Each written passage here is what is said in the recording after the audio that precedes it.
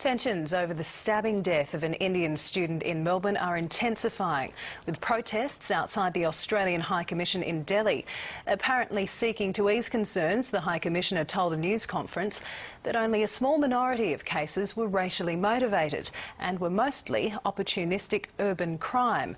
Unrest over the attacks has also been dismissed as the sole reason behind why student visa applications to Australia fell by 46% in the past year. Once again, events in Australia drive protesters onto the streets after the fatal stabbing of a young Indian student.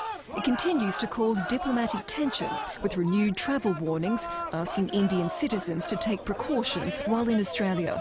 बड़ा अफसोस है कि Australia में बहुत सारे Indians और ख़ासकर पंजाबी इस रेशियल अटैक में उनकी डेथ नौजवान बच्चों को हुई है. Australia insists not every incident is racially motivated and that police are more vigilant than ever. Today, an information caravan was set up in Melbourne's west, appealing for witnesses. And it was the first day of random searches for weapons as part of tough new laws to curb knife attacks. In New South Wales, investigations continue into the charred remains of 25-year-old Ranjot Singh found in Griffith. His family in Punjab want answers. I would caution against assuming that the discovery of a burnt body in Griffith in New South Wales, subsequently identified as an Indian national, is a racially motivated murder. Here again, let us see what the police investigation concludes before we jump to conclusions. The number of Indians applying for student visas has plunged in the past year. The global financial crisis, the Australian dollar, the cost of living and stringent tests on students are factors.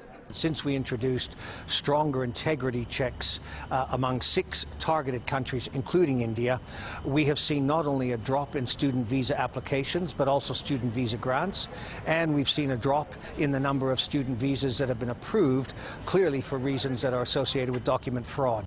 The High Commissioner admits the recent violence is also a concern. Total student visa applications from around the world have dived by more than 20%, a figure bound to hit Australia's higher education industry. Peter Jane Madam, World News Australia.